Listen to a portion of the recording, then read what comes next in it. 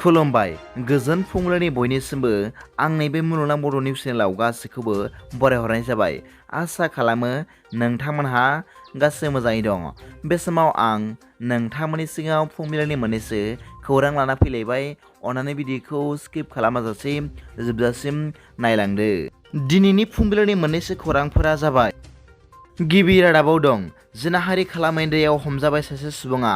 मख'नो गोनांदि सिक्किमाव सासे बिहारनि सुबुङा सासे 10 बोसोर बैसोनि उन्दै हिन्जावसाखौ जिनाहारि खालामा बुथारनायनि दायाव गेंटकनि सिक्किम पुलिसा हमनो हादों होनना मिथिनो मोन्दों।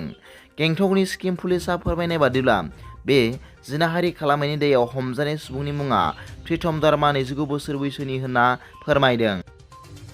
नैथि रादाबाव दं दाखालि थांनाय समबारखालि सानै CISF जवानफोरा गारिजों सौख्लायजानानै जिउ गोमादों। खौरां मोननाय बादिब्ला बे जाथाया जादों झारखन्डआव। मिथिनो मोननाय बादिब्ला बे सानै CISF जवानफोरा सानैजों खोथा रायज्लायै थाबायलांबाय थानाय समावनो सिनाय मोनै गंसे गारिया सौख्लायना गालांदों आरो सानैबो CISF जवानफोरा सानैबो थैहाबनाय अबस्थायाव हस्पिटालाव लांनाय समावनो जिउ गोमादों होनना मिथिनो मोननाय जादों। बे सानै CISF जवानफोरा केराला हादरसानिमोन होनना मिथिनो मोननाय जादों। बे सानै CISF जवानखौ सौख्लायलांनाय गारिखौ हमनो थाखाय पुलिस हान्जाया नागिरगासिनो दं होनना मिथिनो मोननाय जादों। थामथि रादाबाव दं उन्दै हिन्जावसाखौ लांखारनायनि दायाव हमजाबाय।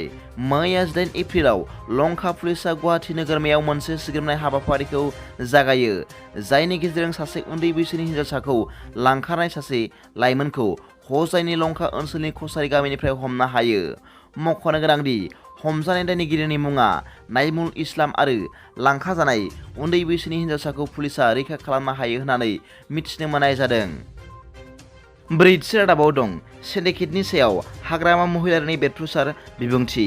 मख'नो गोनांदि श्रीरामपुराव ब्रयलार दाउ, दावदै, मैसो, मोसौ बायदि सिन्डिकेटनि सायाव बेरफ्रुसार बिबुंथि होदों आगुनि BTCनि गाहाय मावफुं सोद्रोमा हाग्रामा महिलारि बिथाङा खौरांगिरिफोरनि सिगाङाव बुंदों दि सिन्डिकेटजों लोब्बा दङ गल्डं आरो देब मुंनि सानै बेक्तिया। दिनैनि फुंबिलिनि मोननैसो खौरांफोरा दा बेखिनिल'मोन। भिडिअखौ मोजां मोनदोंब्ला आंनि बे मुलुगनां बड' निउस चेनेलखौ अन्नानै साबस्क्राइब खालाम आरो बेल आइकनाबो थुनानै ला, जाहाथे आं गोदान निउस आपडेट लानानै फैब्ला नोंथांनियाव सिगांग्रो नटिफिकेसन सौहैयो। दा बेलासिनि रादाबाव नोंथांमोनखौ आंनि बे मुलुगनां बड' निउस चेनेलाव गोसो गोथारै बरायहरनाय जाबाय। गोजोन्थों। एसेनोसै। जै बर' हारिनि जै।